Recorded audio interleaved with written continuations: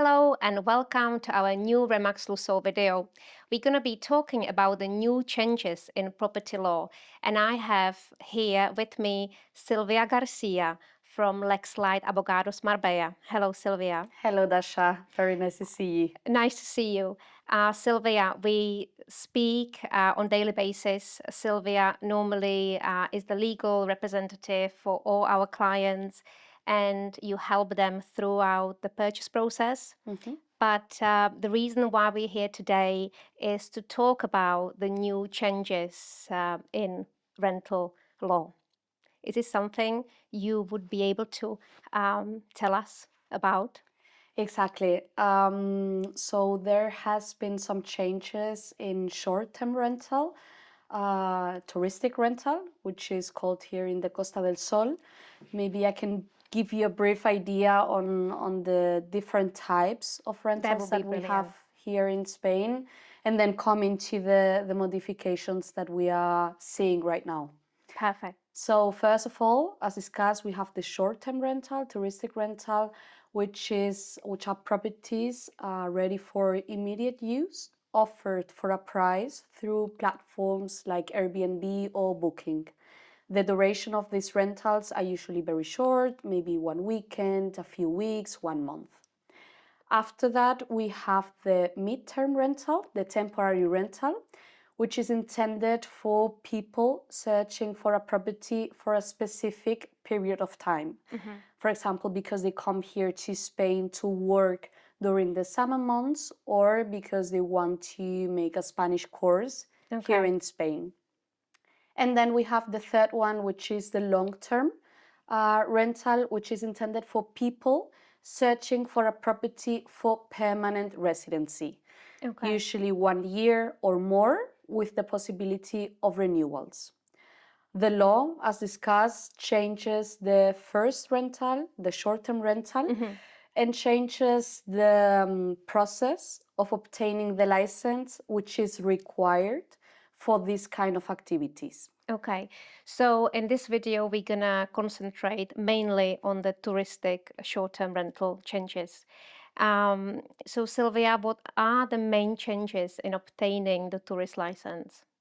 Well, the main change with the law is related to the communities of owners. Before, in order to apply for the rental license, you only needed to show that the community didn't agree on a prohibition to the rental activity. Right now, before you apply for this license, you will need to submit a certificate confirming that the community has agreed on this kind of activity. And what does it mean in praxis? Well, this means that the community will need to meet in an ordinary meeting, which is held once a year, or in an extraordinary meeting, and agree by a majority of 3/5 if they want the rental activity to be carried out in the complex or not. Okay, so that is the main change in the process. Exactly. This is something that is new. And this is a requirement. This meeting of the community is a requirement that we didn't have before. Okay, and could you just specify in the meetings of the community, do you envisage that the process could be simplified by possibly the president of the community allowing the rental activity for a year ahead? And is that something we could pinpoint and talk about at the due diligence stage when we purchasing the property?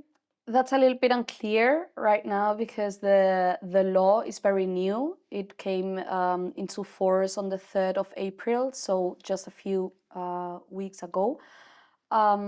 So we don't know exactly how it's going to be in practice. However, we have spoken with different communities of owners, and they have told us that the idea is to meet, to have a meeting with all the neighbors and decide on general terms if they are going to agree on the rental or not. They are going to issue a document so that the persons, individuals that want to buy in this complex will know before they decide on purchasing the Okay. property if the community has agreed on this rental or not. Mm-hmm. As a part of our due diligence, which is the legal study that we lawyers do, if that is the way that the communities are going to do or carry out, we will be able to review as part of one of the documents that we request if the community has taken a decision and which decision it is. Okay, so it's something we could possibly find out in a due diligence process. Exactly, exactly. We have a lot of clients that it's very important for them to have or to like the possibility to carry out these rental activities in the properties. So we will be able, we hope, if it's the way that the community tells us, we hope that we will be able to have this check in our due diligence. And Sylvia, is there possibility for a client to terminate the purchase process if you find out that the rental activities are prohibited? Well, that's very important. It's very important for the client to tell us if he wants to purchase a property for short-term rental, because if that is the case, we always include a clause in the contract that the buyer is going to sign with the vendor, saying that the purchase is subject to the rental activity. If we include that clause and we see afterwards, once the contract has been signed and once the payment has been made, if we see that there is a provision to the rental activity, we will be able to terminate the contract and the buyer will be entitled to get the money that he has paid back without any penalty. Okay, that's very interesting and good to know. Okay. Okay, so we are at the due diligence stage where it's something you can check. You've mentioned the community vote, the third out of fifth, which is very important part in the process. I had recently a question from a client who was looking to buy a property. The property which was for sale already had a license. And the question was, do I have to go through the process of obtaining a tourist license again, or is the tourist license transferable onto the new owner, the buyer? It's not. So if the vendor is the one who has the license and after the community has agreed on prohibiting the rental activity or they have not met for this decision that they need to take now, we need to have this certificate from the community confirming if they agree on the rental or not. However, if I already have a rental license and the community meets afterwards and decides that they do not want the rental activity to be carried out, this will not apply to me because I already have my rental license. So Okay. this is very important to know that this measure cannot apply to me if I already have the license and I have been carrying out my activity in my property. Okay, so if the license is already in your name and then the community decides to stop the rentals, it doesn't affect you. Exactly. But if you're a new buyer and you obtaining the new property, it means you have to obtain a new tourist license and go through the process. Exactly. So Okay. is it. Okay. What is the legal reason behind this change? Could you shed some light on that? Well, by limiting and reducing short-term activities, the idea is to avoid speculation of the housing market and to make sure that people can find also affordable properties for them. So they are trying to reduce it, they are trying to limit it. but it's with the idea, with the goal to prioritize residential use and again to make sure that local residents can find a property for themselves. We have seen also in other town halls more stricter measures like the prohibition on new rental license in some areas of the cities. This is something that, for example, we have not seen in Marbella yet. Okay. And you just touched on this. Are there any zones in Marbella or along Costa del Sol which you would be aware of that they would completely prohibit the short-term tourist license? No, I don't think so. Okay. In Malaga, we do have seen stricter measures than in Marbella, in Hmm. Estepona, in this area. But to prohibit at 100%, I don't think this is going to be possible. Because as we know, Costa del Sol lives of tourists and it's very depending on it. So, Exactly, exactly. We have a lot of income that we mhm, receive because of tourism. So we absolutely. cannot stop this. This is good Okay. for our country as well. Okay. So this new step, which is administrative step before you log the tourist license application, that is basically the main change in the process, asking the community for approval. Exactly. Okay. Um, is there anything else I've missed or I haven't asked and you feel it's important for our viewers to share from a legal point of view? Well, there have been other changes in the law. Obviously, the question that they do the most is regarding the short terms, but maybe we can discuss also the issue about ocupas, Okay. because this has changed also with this new regulation. And this has changed because we have now a different process, Hmm. a special process for these kind of situations. An ocupa, in general terms, And if you could explain what is ocupa to of a course, Czech of Slovakian course. citizen. So an ocupa is someone who enters and stays in your property without your consent as the Okay. owner.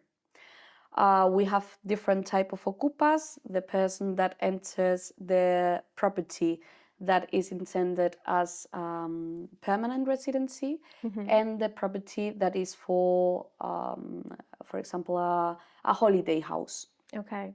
And then we have the tenant that enters your property based on a legal title, which is the rental contract, but becomes an ocupa once he stops paying the rent or refuses to leave the property once the contract has expired. Okay.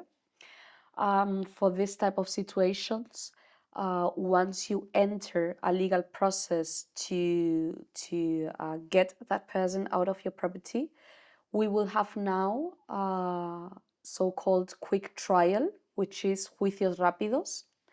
In theory, with this process, we will be able, once we submit all the documentation to the judge, to have, or for the judge to Hmm. schedule a hearing and issue a decision within 15 days. That's very positive. That is. However, we have two little problems here.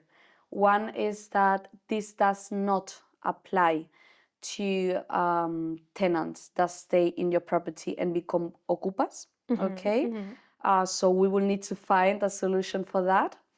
And second is that it's very common to see court delays in Spain.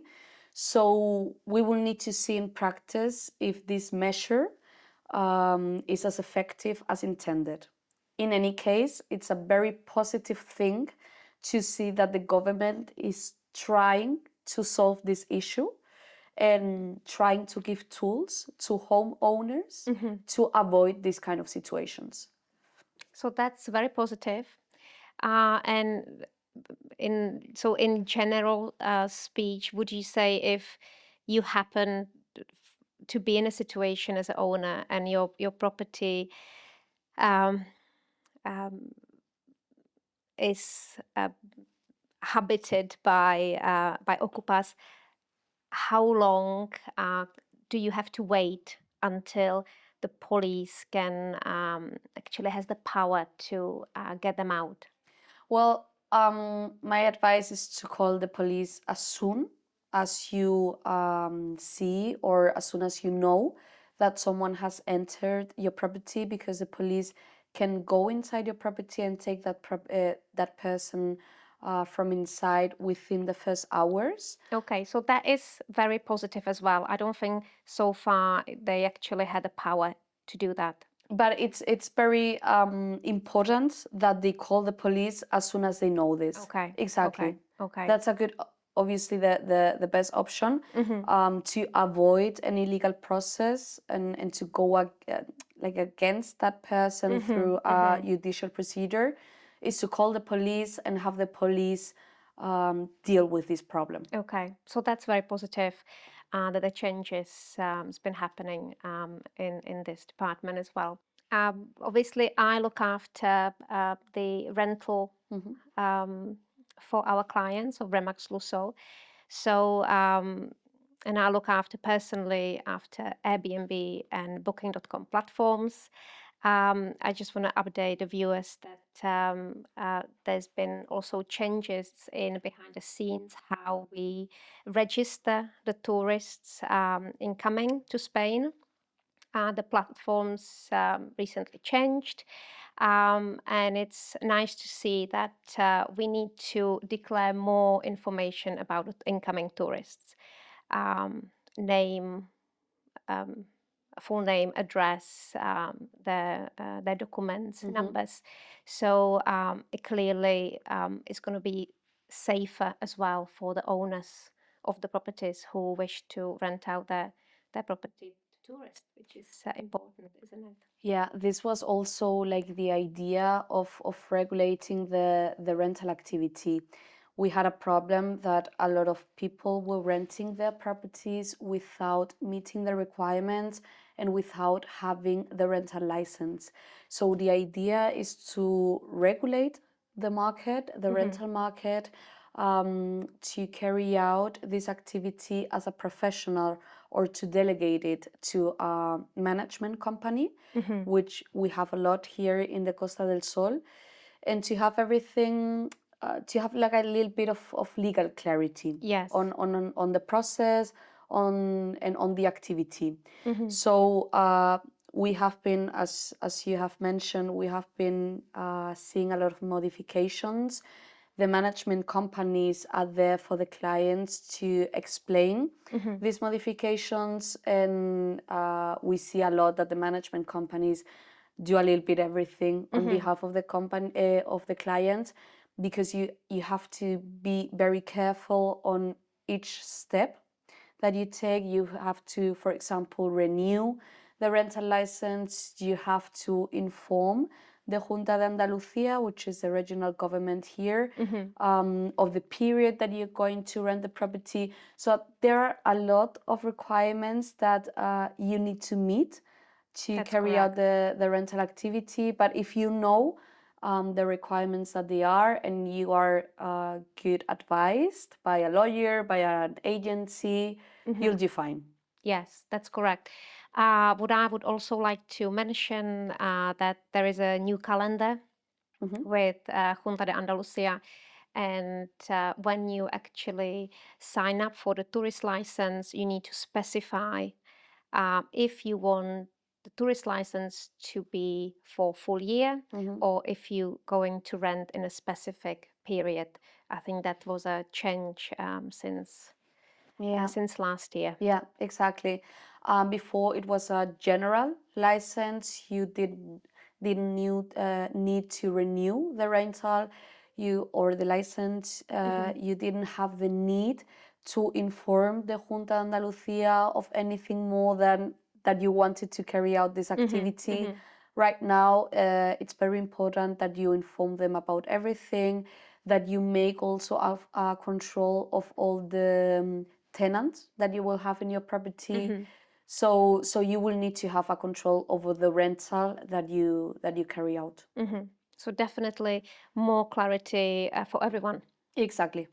Sylvia, while we're talking about different rentals, let's talk about long-term rentals because that is something our clients considering nowadays. And are there any specific things we should be looking out or any specific details in law we need to be aware of?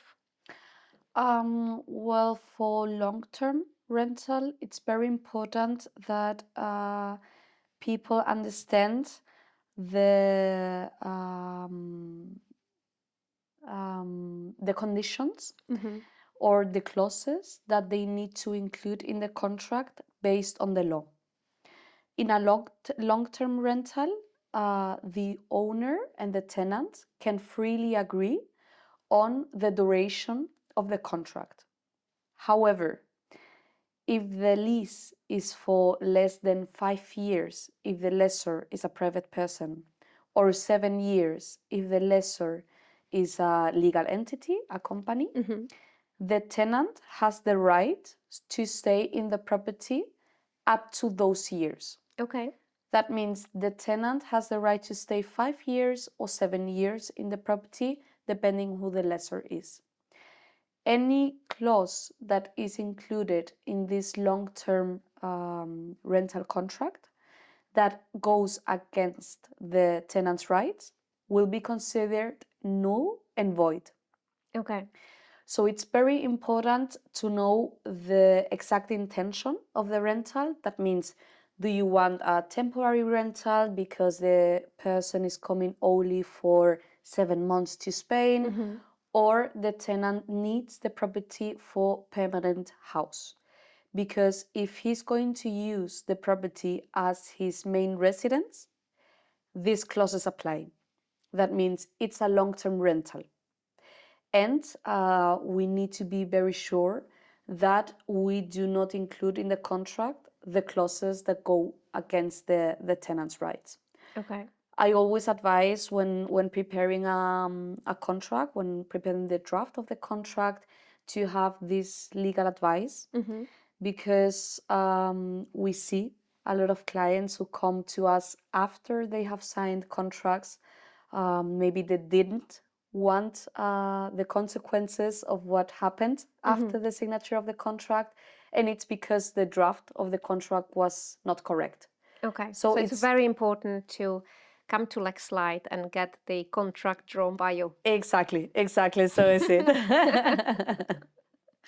And sorry, I cut you just there, but in other words, if you're happy with your tenant and the contract was drawn for 12 months, they can simply continue further and stay as long as the 5 year is up. Exactly. Okay. It's the tenant's right to decide on whether they want to go out of those 5 years or not. This speaking in general terms, there are always exemptions in the law. This is why we need to study each case very specifically. But in general term, yes, if the lease is for more than 1 year, the tenant has the right to stay up to 5 years or to 7 years. Okay. So we touched on the short term, we touched on the long term. Is there anything specific for the midterm? Well, midterm is a little bit what it's not short term and long term. The only thing that we need to understand is that midterm is for the rental that is for more or longer than 2 months to the same tenant. And then that is not intended for permanent residency. Because if it's for permanent residency, a different law applies, which is for the long-term contract. Long-term. Anything else, obviously less than 1 year, maybe we are speaking about 6 months, 7 months, which is the usual case, it's temporary rental. So that's the midterm. So in other words, the issue of the tourist license only applies for rentals up till 2 months. Exactly, Am I to the correct? same tenant. To the same tenant. Exactly. Okay. The characteristics in general of short-term rental, as discussed, is that you rent for a price, that you offer the property through platforms like Airbnb or Booking or real estate agents, for example. And the third is that the rental cannot be longer than 2 months to the same tenant. Okay. So if you rent to your family, it doesn't apply the short term. It shouldn't, because your family usually doesn't pay you a price. So if you rent or you leave the property to your friends, to your family, it's not short term, because you have not offered that through And platforms, you have not offered it for a price. you So haven't in charged. theory, Okay. you wouldn't need that license for that. So even for our clients who don't want to rent short term, they have still possibility to rent mid-term or Exactly. long term. Exactly. Yes. Sylvia, while we talking about rentals, I would also like to talk about the purchase process. Sometimes our clients asking if it's necessary to have a lawyer throughout the purchase process. And we always say it is. It is very necessary. Would you be able to tell us what you do in the whole process from us finding a property and introducing the client to you, and then when you take over? Well, it's very advisable to get always this legal advice during the purchase process, and not only the legal advice as such, but as a representation during all the purchase process. As soon as you come to me with a client, we like to meet them, if possible, in our office, and if not, we give them a call to introduce ourselves and introduce our work. Any question that they may have before they take a decision on purchasing a property, we can discuss with them. So it's very important, this first step with us, before signing any contract and before making any deposit. And especially in a foreign country for them, because majority of our clients are foreign. Exactly, exactly. 99% of our clients are foreign people. We understand that it's a different law, it's a different country. You don't have someone that you can trust. So people want to trust a real estate agent and also a lawyer that can explain exactly everything. So we, for example, prepare all the contracts. If we are not the ones who prepare the contract, because we have, for example, a developer who makes a draft of the agreements, we review everything. We make sure that the conditions in the contract are safe for our clients, that there is no risk for them to continue. So from the first stage, it's very important to have this legal advice. We are the ones, as the clients usually are not here in Spain. We offer the service of signing the contracts on their behalf and making the transfers from our client's bank account to the vendor's party. Okay. Usually also to another lawyer representing the vendor or the buyer. Okay. And how do you do that? Do you use like a power of attorney with the clients? Exactly. We sign the called power of attorney, which is a document that you need to sign before a public notary or the embassy, in which you give us the authorization to proceed in all the steps during a purchase or a sale. So you would give us, in this case, the authorization to all members of the law firm to act on your behalf, on signing the contracts, on making the transfers, on obtaining the so-called NIE number, which is the tax reference number that the clients need to have in order to purchase a property. So it's all the arrangements that need to be taken in order to comply or to complete the purchase. The purchase. Okay. Could you also explain what are the stages in the contract in Spain? Well, first of all, we have the most important one, which is to choose the property and to take the property off the market. This is done through a reservation contract, which is signed with the other party, and with the payment of a deposit. Hmm. In this reservation contract, we always include a clause saying that after the contract has been signed, we, as the lawyers, need to carry out the called due diligence, which is the legal study of the property. We check if the land registry information is correct. We check if there is any debt that the vendor has not paid, Hmm. if there are any urbanistic problems with the property, etc. Once we have reviewed the situation of the property, we will be able to know if we can continue with the purchase or not. As we include this clause in the reservation contract, if we see that there is any problem with the property, we will be entitled, or the buyer is entitled, to terminate the contract and to receive the money back. Okay.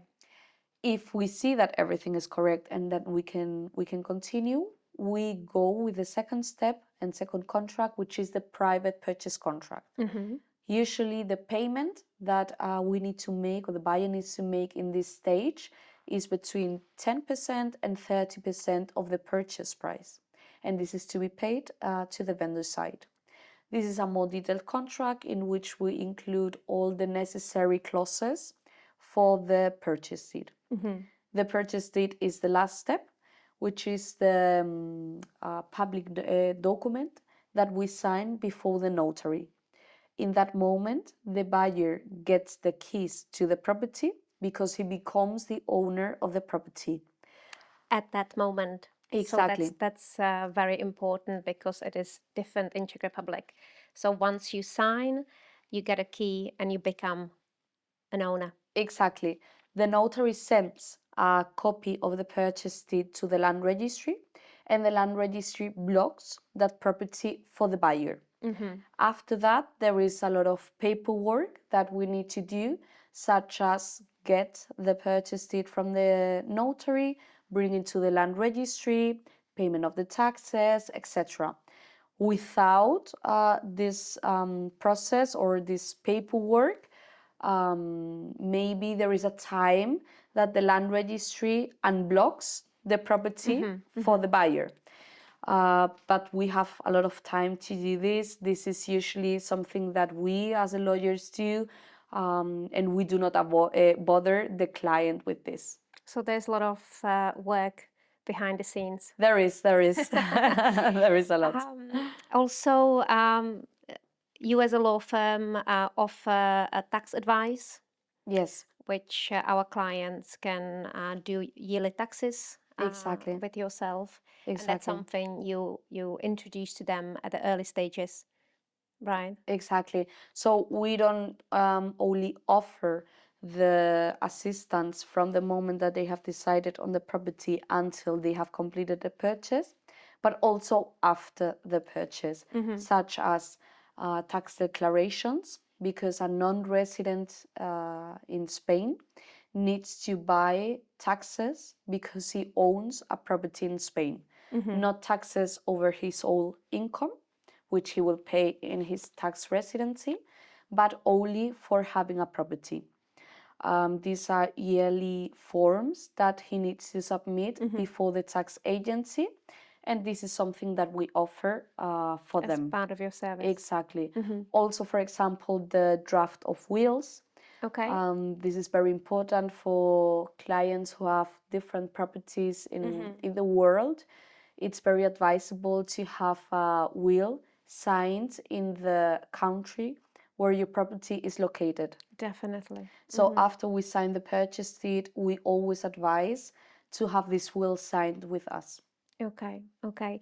Also, you help clients to open a bank account on their behalf, which saves so much time to them. They don't have to fly over Yeah, and do all these little jobs. So exactly. with power of attorney, you can do all that. Yes, and it's necessary for the supplies afterwards. We need the Spanish bank account to direct debit water, electricity, community fees, the annual taxes such as council tax. So we open the Spanish bank account on their behalf, and we contract also the supplies and all the expenses on their behalf.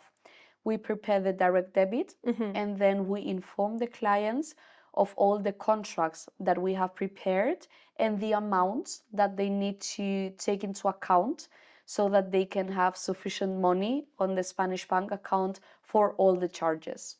So they don't have to worry about anything. Exactly, exactly. That's amazing. I'm so glad that I had this opportunity to actually show you to our clients, because we normally obviously introduce you by email, but this is the first time we could introduce our lovely Silvia Garcia Thank you to very our much. clients. So Thank you thank you so again. much. Thank you as always. And it's very important. I know that for the clients, it's very important to see the person, to have this feeling when speaking with a Yes. person. So your clients are not speaking right now with me, but they are seeing us.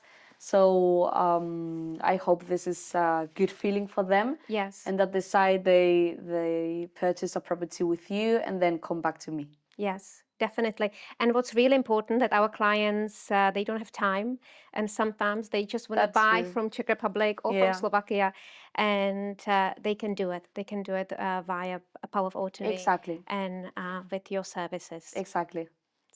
Sylvia, what we get asked a lot, what do I need as a Czech person or Slovakian person in order to buy property in Spain? Well, in general, you will need an NIE number, very And what is that? important. The NIE number is the tax reference number that a person needs to have in order to do any business in Spain, to buy, to sell, to rent, to sign any contract.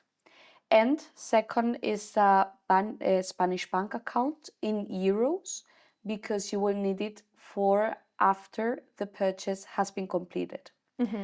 When we get this question, our answer is that they will not need to do anything, because if they give us the power of attorney, the public document in which they give us the power to act on their behalf, we will be able to do all the necessary steps on their behalf.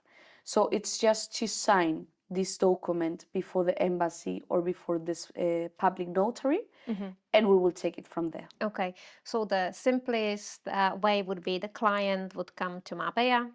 We would bring them to your office to introduce you to them, take them to notary and sign a power of attorney. And based on this document, they don't have to come here throughout the process, and you can act on their behalf all the way until signing of the purchase deed. Exactly.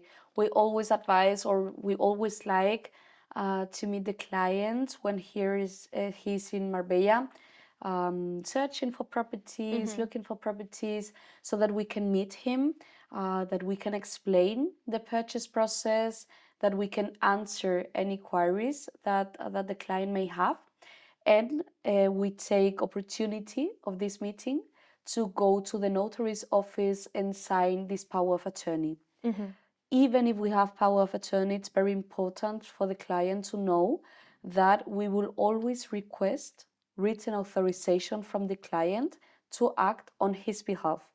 This written authorization can be an email saying, Silvia, I authorize you to proceed with the signature of the contract, for example, with the transfer of the funds, etc. Okay, which brings me on to the official language. Obviously, in Spain, the official language is Spanish, but you kindly summarize the main parts of of a contract and translate them into English for our clients. Well, it's very important for the clients to understand what they are signing and what they are doing during the purchase process. So even if the contract will be signed in Spanish, we always prepare a summary of the main terms and conditions of the contract, and we send it to the clients by email. If they have any queries, we can discuss it before we sign the contract. And if they agree with the conditions, they send me the reply to this email, and they send me the authorization to proceed. In that moment, we sign the contract and make the transfer. So this is why we always explain everything to the client so that they can give us an authorization, but based on the understanding on what we are going to sign on their behalf. Okay, that's really good. Another question which we recently had, there was a potential buyer who wanted to buy a property in Spain, but all his money were in cash. And we needed to explain that there is a law, a money laundering law in Spain. Could you just talk about a little bit more about that, about this problem? Well, we have the money laundering regulations in all the European Union, but in Spain, it's true that especially in purchases with developers, the protocol that they follow is quite strict. So the clients need to understand that they need to prove, in general terms, where the money comes from and if it comes from legal or illegal activities. Okay. This is something that we need to prove to the other party. They will be required to submit economic documentation proving where he works, for which company, if he has his own company, where his tax residency is, if he has gained, Savings, maybe. exactly, if he has gained, for example, the money or received the money because of a donation, that's okay, but we need to have that donation deed. So in summary, they will need to know that they will need to send us a lot of documentation, but only to prove where the funds come Where from. the funds come from. That's really important, and that's something we need to mention clients, not to forget to Exactly. It's prove where the important. money comes It's from. important. Also, I would like to check about mortgages. Is it possible that our clients can obtain mortgage in Spain? We would need obviously to study each case specifically, but in general terms, yes. A non-resident can come to Spain and can apply for a mortgage when he wants to buy a property. We work with different banks, Spanish banks, so we usually get in contact with the Spanish banks to see the conditions that they offer to our clients. In general, the maximum that they can apply for is 70% over the purchase price. This is for non-residents. For non-residents, okay. Exactly. And that brings me actually on fees, which are payable on top of the purchase price. So our clients need to understand that if the property is priced at 300,000, Yes. they have to count with taxes Exactly. linked to purchase. Could you Exactly. talk about that? If he's purchasing a resale property, he needs to count with 7% transfer tax, notary fees, and land registry fees, which will depend on the purchase price, and then legal fees, which usually in the Costa del Sol is 1% of the purchase price. If we are speaking about new build properties, it's 10% VAT over the purchase price and 1.2% stamp duty over the purchase price without counting the VAT. Okay. Notary fees and land registry fees, again, depending on the price, and legal advice, 1%. We always like to prepare like a breakdown for our clients once they have decided on the property or when they want to have like a simulation on how much they are going to pay at the end for the property. We like to prepare this breakdown for them because this way they can see exactly not only the purchase price but what they are going to pay All at the the end. fees. Exactly. That's really helpful. Yes, it is. It Okay. is. Exactly. Okay, well, Sylvia, thank you very much for your time. Thank you for having me It's been today. very informative. And I'm sure if we have viewers coming with any more questions, we will be able to answer them through you. So thank you very much and hope to see you soon. Okay, you too. Thank you, Dasha.